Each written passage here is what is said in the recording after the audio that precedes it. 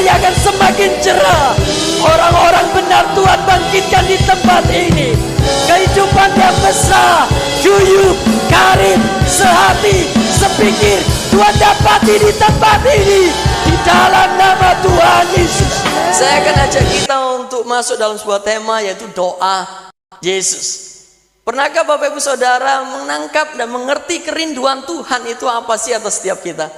Waktu Tuhan tempatkan kita di dunia, tahukah kita kehendak Tuhan atas hidup kita yang selalu didoakan Tuhan sampai hari ini? Tahukah Bapak Ibu Saudara? Sesungguhnya saya mau beritahu, jika kita gereja, setiap kita orang-orang percaya miss dan tidak tahu apa yang Tuhan mau, maka sesungguhnya kita sedang berjalan di dalam kesesatan. Artinya kita sedang berjalan tanpa arah. Kita berjalan bukan atas dasar kehendak Tuhan, tapi kita berjalan atas dasar kebenaran yang kita pegang sendiri. Jujur, ini adalah sebuah dilema buat saya sepanjang 1 minggu ini. Apakah saya harus menyampaikan ini atau tidak? Sampai saya terima sebuah pernyataan firman Tuhan, dalam mulut orang benar itu akan keluar hikmat, dan dalam mulut orang benar itu akan muncul suara kebenaran. Sampai akhirnya saya akan sampaikan ini buat Bapak Ibu Saudara. Sebelumnya saya mau tanya, berapa banyak dari setiap kita rindu untuk diajar Tuhan? Boleh angkat tangan supaya nggak ada yang tersinggung hari ini ya. Berapa banyak dari setiap kita rindu Tuhan mau menyatakan kesalahan kita? Ada? Haleluya. Berapa banyak dari setiap kita mau memperbaiki kalau kita kedapatan kesalahan di hadapan Tuhan? Boleh angkat tangan? Ya, saya berdoa setiap kita juga rindu untuk hidup dalam setiap didikan Tuhan. Kita akan baca di Yohanes pasal yang ke-17 ayat yang ke-11.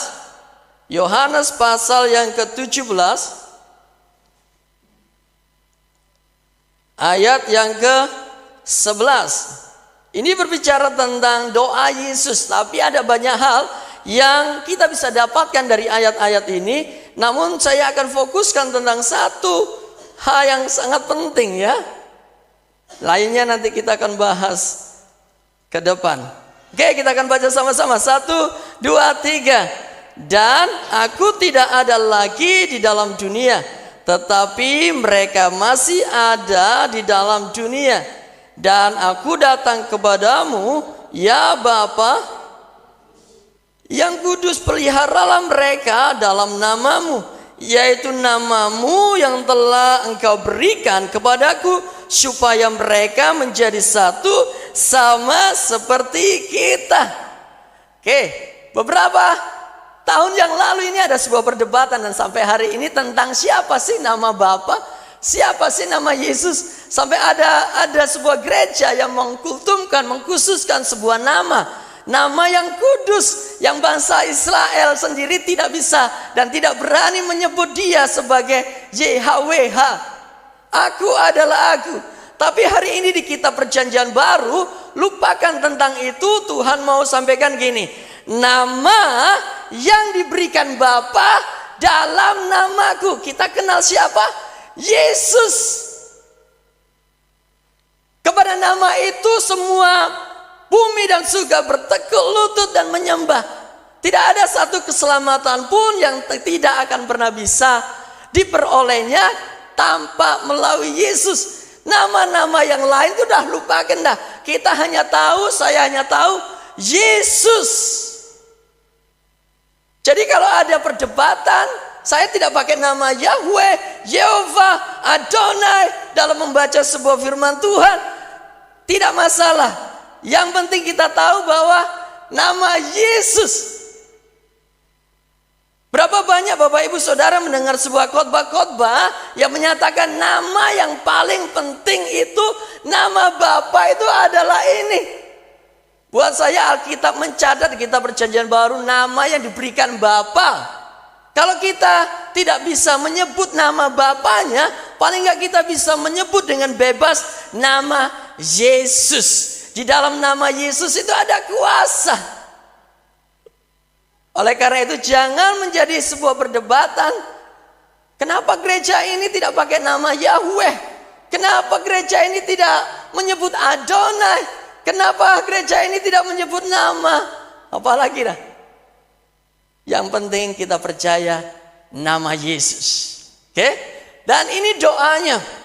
Bahwa Tuhan inginkan waktu Tuhan berdoa di hadapan Bapa ini supaya apa? Setiap kita menjadi satu. Ini doa Tuhan Yesus kepada Bapanya. Kalau ada Bapa, anak berdoa kepada Bapa, Bapa itu adalah anak. Berarti ini sebuah kerinduan tidak hanya dalam diri Yesus, tapi dalam diri Bapa. Ini sebuah kerinduan untuk melihat setiap kita satu. Sama seperti Bapa dan Yesus adalah satu, Tuhan inginkan kita satu dengan Bapa.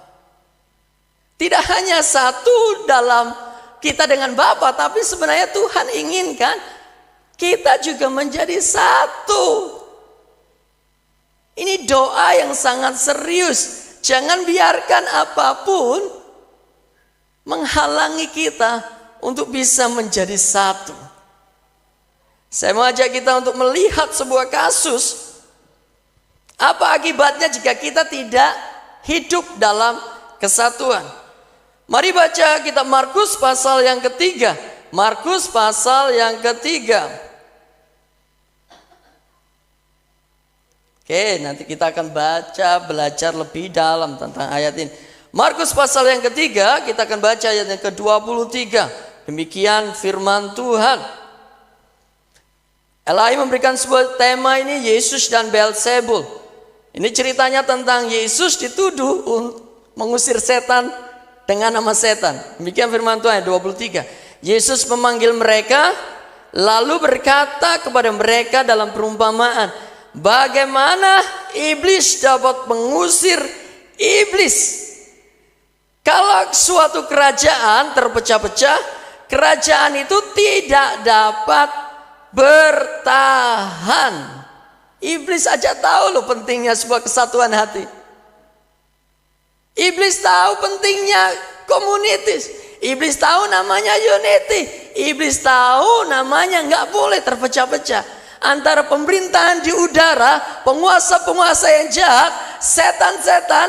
Iblis tahu namanya hierarki. Iblis tahu namanya kesatuan hati. Ketika iblis menyadari bahwa mereka terpecah-pecah, mereka tidak bisa bertahan. Namun gereja-gereja Tuhan enggak deh. Nampaknya suka sekali dengan yang namanya perpecahan. Tuhan inginkan sebuah kesatuan.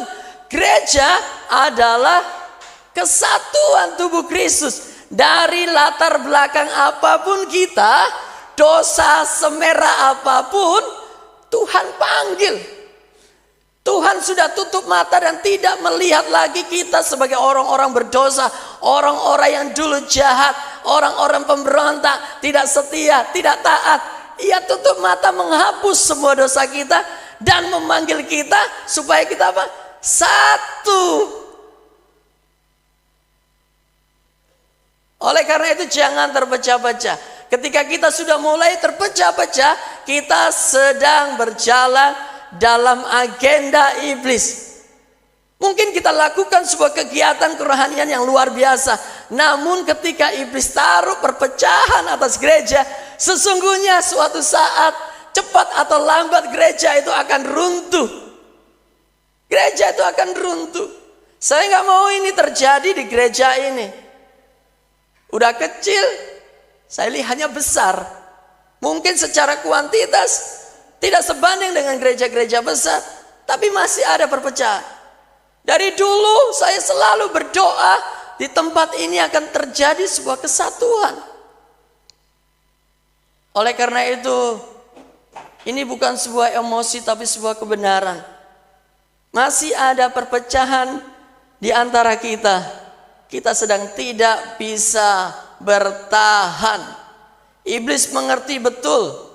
Jika iblis sedang terpecah-pecah, tidak ada koordinasi yang baik, tidak ada kesatuan antara penguasa di udara dan penguasa-penguasa yang jahat ini dan iblis-iblis, setan-setan, maka kerajaannya tidak bisa bertahan. Jika kita para gereja-gereja ataupun setiap kita masih saja memikirkan tentang perpecahan antara satu dengan yang lain, maka sudah bisa dipastikan bahwa itu akan terjadi. Keinginan Lucifer, iblis, pangeran kegelapan itu akan terjadi di Indonesia. Oleh karena itu ini suara hati dari Back to Bible akan menyuarakan sebuah kegerakan untuk kita saling menahan, bersatu hati, menyuarakan sebuah kesatuan hati. Nggak usah terpecah-pecah lagi. Kita sedang membangun sebuah kerajaan Allah di dunia ini. Lewat kesatuan kita berharap, Tuhan berharap melihat banyak jiwa bertobat, kemuliaan ada. Jangan terpecah-pecah. Saya juga tidak sedang berbicara tentang gereja saja, sekalipun gereja saat ini sedang rame.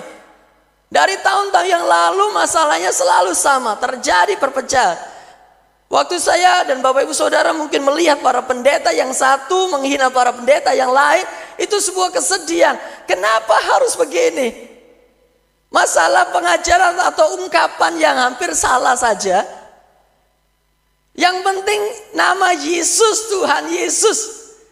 Dan yang penting itu tercatat dalam Alkitab sebagai sebuah kebenaran. Kenapa dengan sebuah pendapat yang berbeda saja dibagikan sebuah pemicu perpecahan. Sampai orang lain tidak lagi melihat Kristus dalam para pendeta.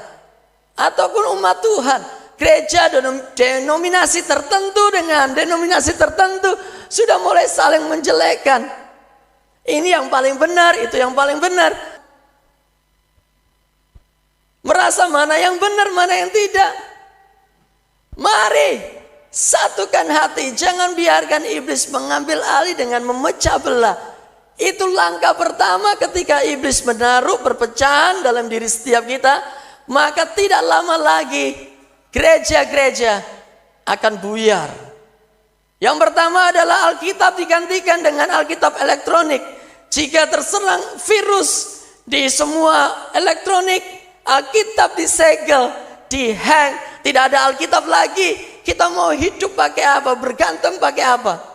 Oleh karena itu Alkitab berkata, sebelum Alkitab ini lenyap, baca terus firman Tuhan, hafalkan, jadikan itu sebagai pedoman hidup kita yang mendarah daging. Sehingga kalau kita tutup mata pun kita tahu. Sama seperti kalau kita main handphone.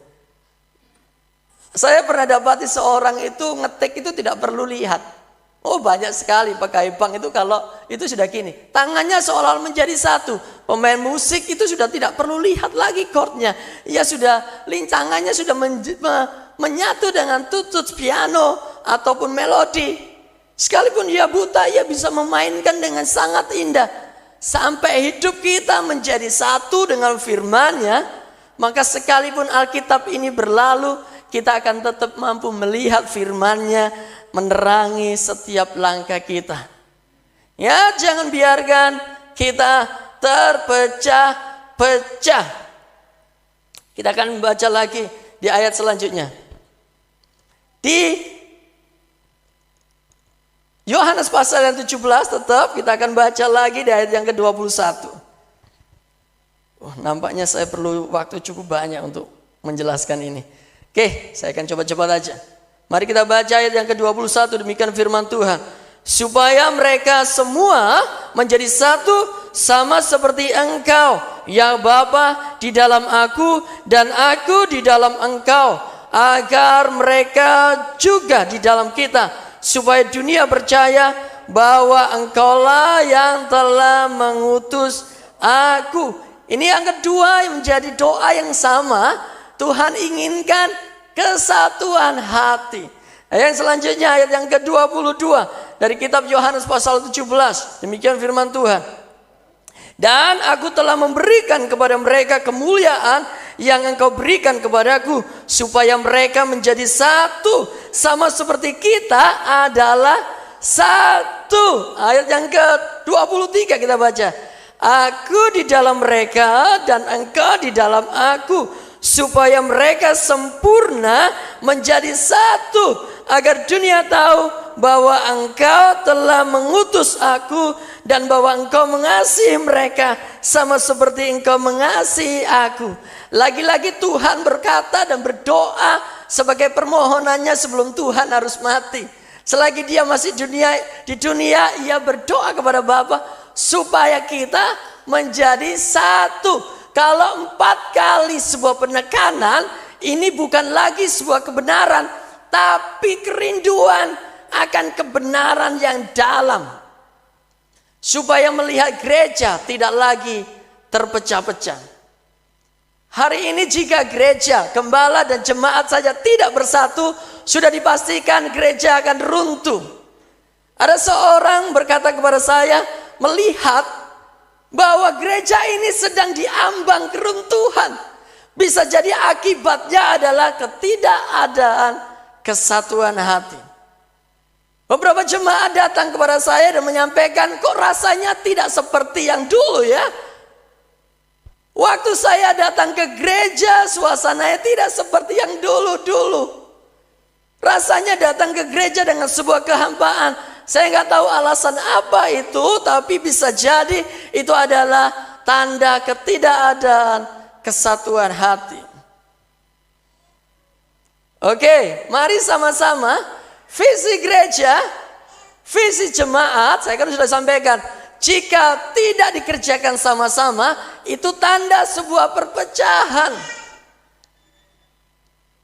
Saya sudah sampaikan ini loh visi gereja, yuk bahas sama-sama. Kerjakan sama-sama. Kalau tidak, tinggal tunggu waktu. Kapal Nuh ini bisa tenggelam. Bukan kapal. Kapal gereja jika Immanuel itu bisa tenggelam.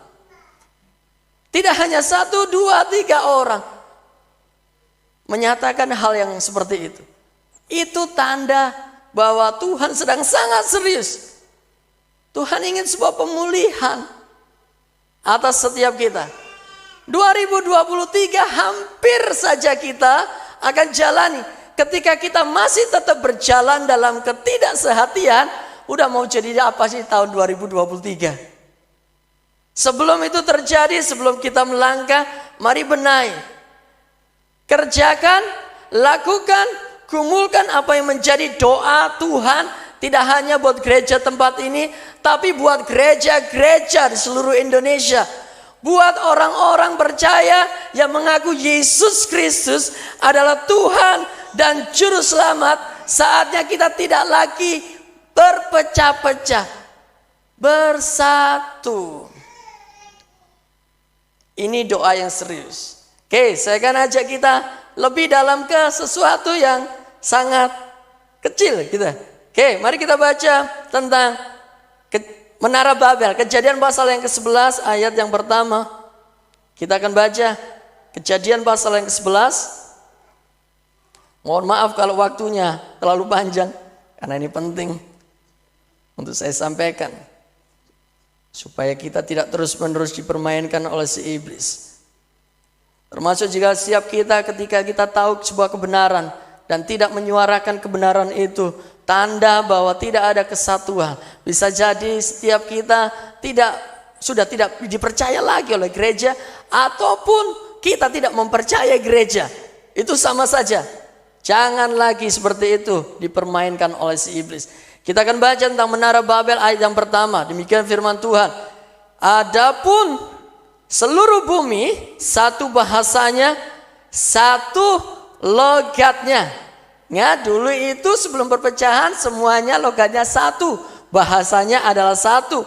Kita akan baca yang ke-6.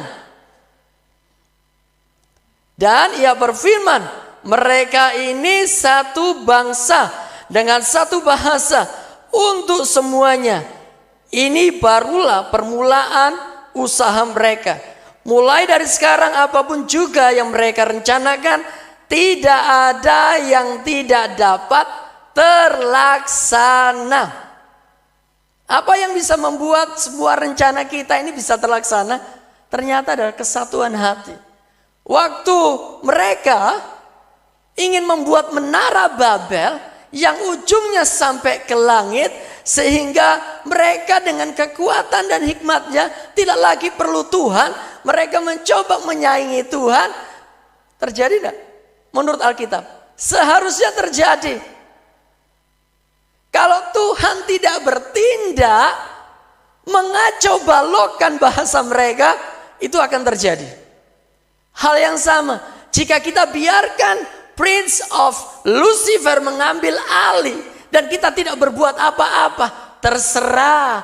Aku bukan siapa-siapa, aku bukan orang hebat di gereja, aku hanya sebagai jemaat biasa. Tidak mau ambil sebuah kegerakan untuk menahan setiap kekuatan musuh, memerangi dan memenangkannya, maka tinggal waktu saja. Segala rancangannya itu bisa terjadi. Ingat, iblis tidak seperti kita. Iblis tidak terpecah-pecah. Jika kita masih terpecah-pecah, udah deh tawat riwayatnya. Indonesia ini bisa menang karena Indonesia bersatu. Kita baru saja merayakan Hari Pahlawan. Kisah seorang bangsa Inggris yang mencoba menjajah negeri Indonesia, mengancam akan memporak-porandakan Indonesia di Surabaya 3 hari dengan kekuatannya. Namun ketika semua rakyat Indonesia bersatu, gak terjadi apa-apa, malah kemenangan. 3 hari prediksi orang Inggris, bangsa Inggris untuk menaklukkan Indonesia, gak terjadi. Dengan sebuah perlengkapan ala kadarnya mungkin, bambu runcing dan apapun ia punya, yang bangsa Indonesia punya hari itu, bisa menaklukkan, memerangi, dan mengusir para penjajah. Kita juga harus gitu dong. Kita mungkin gak punya pengalaman. Hari ini paksakan diri, ambil senjata perang Tuhan, tahan, perangi dan lawan, supaya tidak terjadi sesuatu yang besar terjadi di Indonesia, sesuatu yang buruk, yang mengerikan terjadi di Indonesia.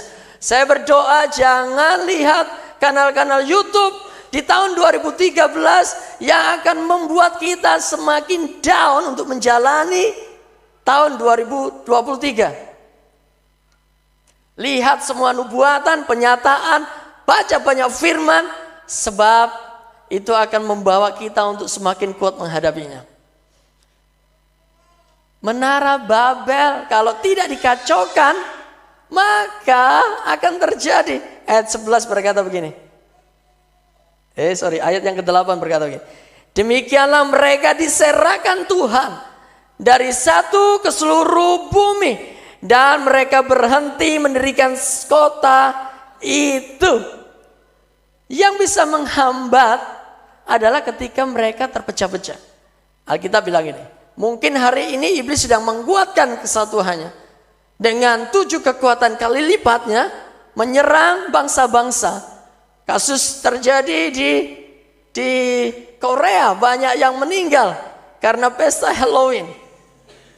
Di Indonesia puji Tuhan gak terjadi. Di Malang tidak terjadi. Namun hari ini, kalau kita tetap membiarkan iblis bersatu hati, iblis bisa melaksanakan semua rencananya. Tugas kita adalah membuat mereka terpecah-pecah. Alkitab mencatat mereka bersatu hati, pastikan mereka bertujuh jalan, berserak-serakan. Itu hanya bisa kalau kita sehati. Tidak hanya buat gereja ini, buat gereja-gereja yang lain, buat umat-umat Tuhan yang lain. Tidak penting kita dari denominasi apa, yang penting nama Yesus ditinggikan. Tidak penting kita pegang dan memuliakan Tuhan dengan kata apa untuk menyebut Dia Bapa, Yehova, Adonai. Yang penting kita percaya Yesus Kristus adalah Tuhan yang mempersatukan. Darah yang sudah ditumpahkan jangan lagi dipecah-pecah. Waktu itu memang Tuhan memecah-mecahkannya buat setiap kita supaya kita boleh beroleh tubuh Kristus. Namun jangan dipecah-pecahkan lagi, disatukan. Sebab Tuhan yang sudah mengerjakan karya yang mempersatukan kita, jangan buat kita terpecah-pecah. Pengkhotbah ayat yang keempat, pasal 4 ayat yang ke-9 berkata gini. Banyak sekali ayatnya. Pengkhotbah pasal yang keempat, ayat yang ke-9 berkata gini. Berdua lebih baik daripada seorang diri, karena mereka menerima upah yang baik dalam jerih payah mereka. Berdua lebih baik daripada seorang diri. Hari ini kalau kita masih berjalan sendiri, itu tidak lebih baik waktu kita berjalan berdua. Artinya jika ada dua orang hebat, ada dua orang yang luar biasa, hasilnya akan jauh lebih luar biasa. Apa yang tidak bisa kita lakukan sendiri-sendiri karena terpecah-pecah, akan bisa dikerjakan waktu kita bersehati, berdua. Waktu dalam berdoa pun juga Tuhan inginkan berdua, bersama, sehati. Alkitab mencatat jika kita berdoa sehati, meminta apapun juga, maka Tuhan akan berikan buat kita. Sehati. Lebih lagi saya akan baca dengan cepat sekali. Efesus pasal yang kelima ayat yang ke-32. Ini berbicara tentang kehidupan suami dan istri. Ini penting. Demikian firman Tuhan. Kita baca. Rahasia ini besar, tetapi yang aku maksudkan ialah hubungan Kristus dengan jemaatnya. Kitab Yohanes berkata, jika kita para jemaat tidak menjadi satu dengan Kristus, maka kita tidak bisa buat apa-apa. Digambarkan rahasia Kristus dengan jemaatnya itu seperti suami dan istri. Suami itu adalah kepala, istri adalah tubuh. Ketika suami dan istri berjalan tidak sehati, maka ini sama seperti memisahkan kepala dari tubuhnya. Bisa dibayangkan bagaimana keadaan keluarga itu jika kepalanya berjalan sendiri tanpa tubuhnya. Alkitab mencatat keluarga itu tidak akan bisa bertahan. Karena sudah kelihatan dari ketidakadaan satuan hati, mereka sudah pecah dari keluarga. Hari ini jangan biarkan papamu memikul sendiri beban yang Tuhan taruh atas mereka. Hari ini jangan biarkan istrimu atau mamamu berjalan sendiri tanpa kita tahu apa-apa. Biarin deh, itu bebannya mama. Kita nggak mau ngapa-ngapain sebagai anak. Atau hari ini anak juga nggak mau musingkan orang tuanya, orang tua nggak mau musingkan anaknya. Mereka berjalan sendiri-sendiri. Itu tanda sebuah kehancuran. Mulai hari ini, mulai dari sesuatu yang kecil, keluarga. Suami sama istri dulu deh, bersatu hati. Kerjakan visi yang sama, tujuan yang sama. Jangan terpisah-pisah. Lakukan secara bersama-sama. Komunikasikan bersama-sama, bahas bersama-sama. Apapun tantangan yang akan kita hadapi nanti, bahas dan kerjakan, tanggung bersama-sama. Jika kita sudah mulai acuh tak acuh dengan saudara keluarga kita, itu tanda kehancuran kita. Kalaupun Bapak Ibu Saudara kuat, tinggal tunggu waktu, kekuatan itu akan melemah. Oleh sebab itu, mari pikul, mari tompang. Yang kuat memikul yang lemah. Yang sudah tahu kebenaran memberikan terang dan jalan tuntunan buat mereka yang hidup dalam kegelapan. Jangan terpecah-pecah. Suami istri yang Tuhan maksud sebenarnya adalah hubungan Kristus dengan jemaatnya. Saya tidak bahas ini terlalu detail, tapi saya berdoa baik gereja, baik suami istri, anak dan orang tua menangkap ini baik-baik, bahwa ketika kita sedang terpecah-pecah, maka tamatlah juga rumah tangga itu. Tinggal tunggu waktu. Kapal itu sudah hampir karam. Apalagi kita sedang tidak hidup dalam Kristus. Kita sedang melangkah tanpa kekuatan ilahi. Sekuat apa kita? Gak akan pernah mampu. Mari saatnya menggantungkan diri dan mengikatkan diri. Hari ini jika kita masih sendiri, sudah gak ada lagi apapun yang bisa menopang kita hari ini. Keluarga seolah-olah tidak mampu menopang kita. Mari rebut dan patahkan segala sesuatu yang menjadi penyebab kita ini terpecah-pecah. Jangan biarin aja deh anakku berbuat seperti itu, istrinya, suamiku, biarin aja deh. Yang penting aku tidak rebut mereka. Jangan biarkan iblis terus mengecoh dengan sebuah pikiran. Yang penting hidupku mati masuk surga. Jangan, selamatkan mereka. Suami harus punya beban menyelamatkan istri, menyelamatkan suami, anak-anak, menyelamatkan orang tua selamatkan anak. Jangan biarkan iblis membuat perpecahan dari yang kecil. Baru kalau sudah, ayo kita bahas tentang gereja. Tapi next time. Kenapa kita harus bersatu? Kita akan kembali dari kitab Yohanes tadi ya. Kenapa kita harus bersatu? Ayat yang ke Yohanes pasal 17 ayat yang 11 tadi berkata bahwa supaya mereka menjadi satu. Kenapa? Karena kesatuan itu merupakan bukti pemeliharaan Tuhan. Saya akan baca sekali lagi. Dan aku tidak ada di dunia ini, tetapi mereka masih ada di dunia ini.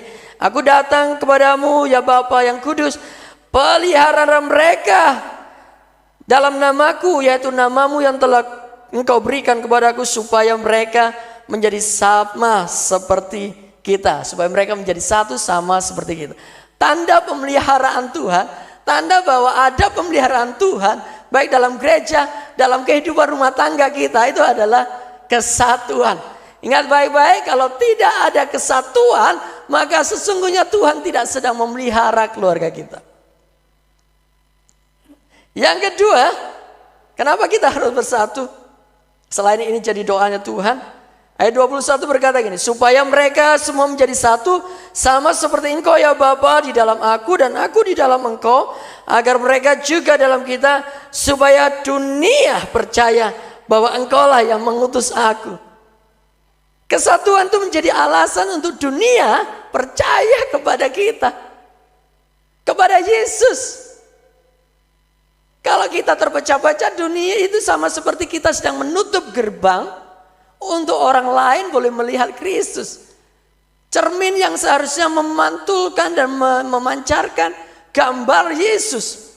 Gereja yang seharusnya menjadi cermin tentang Yesus karena ada kesatuan, itu seolah-olah tertutupi karena ketidaksatuan. Kalau mau lihat orang lain percaya sama Yesus, kerjain dulu deh kesatuan hati. Yang selanjutnya ayat yang ke-22 berkata begini.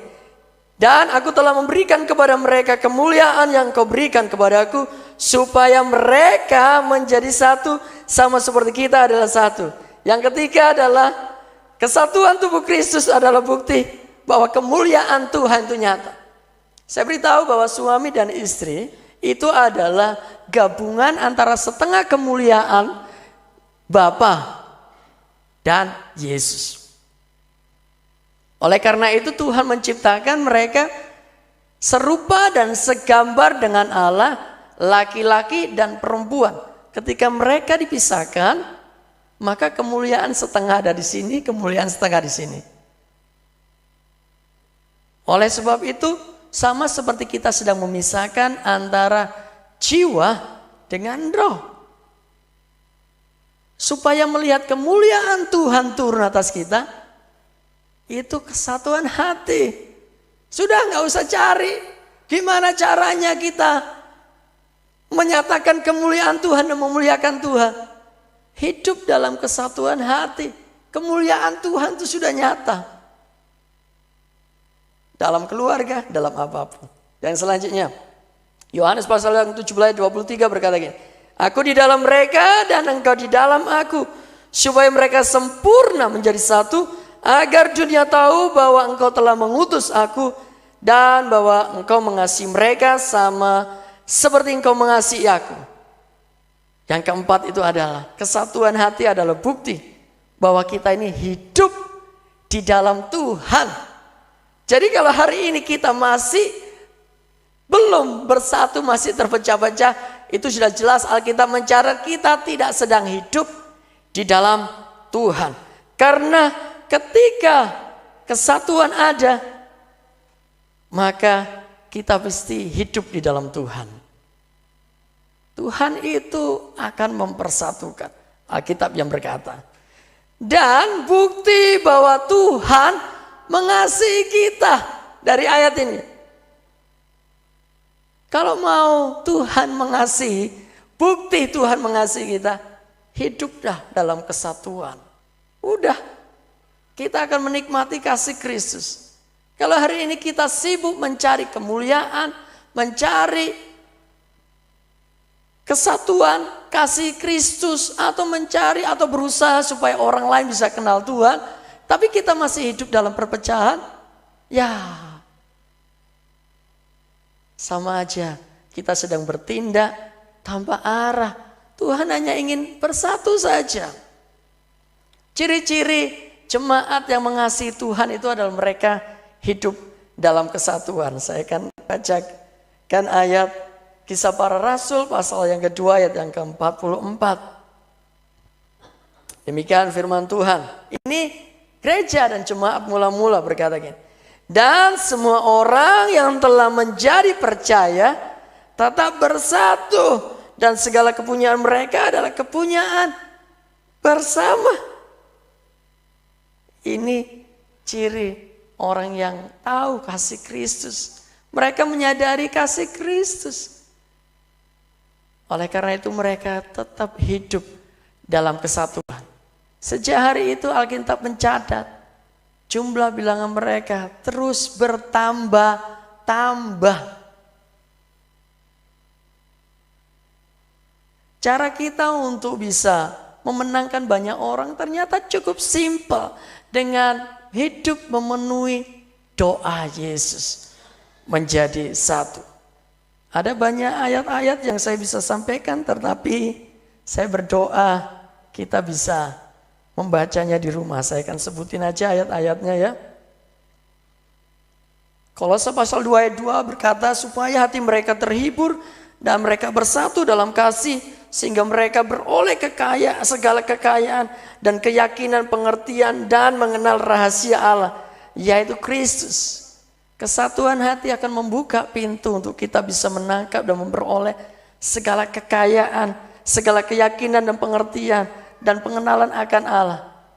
Itu akan membuka pintu. 1 Korintus 1 ayat 10 berkata, tetapi aku menasihatkan kamu, saudara-saudara, demi nama Tuhan kita Yesus Kristus, supaya kamu seia sekata dan jangan ada perpecahan di antara kamu. Tetapi sebaliknya supaya kamu erat, bersatu dan sehati, sepikir. Mau berapa banyak ayat lagi supaya kita tahu bahwa Tuhan ingin kita bersatu. Jika Bapak Ibu Saudara melihat, ingin rindu dan melihat kemuliaan Tuhan terjadi, kasih Kristus berlimpah-limpah terjadi atas hidup kita, dunia boleh melihat Kristus atas hidup kita, mari kerjakan berjalan sehati. Jangan mempecah-pecah. Tolak perpecahan, hidup dalam kesehatian. Tuhan Yesus memberkati.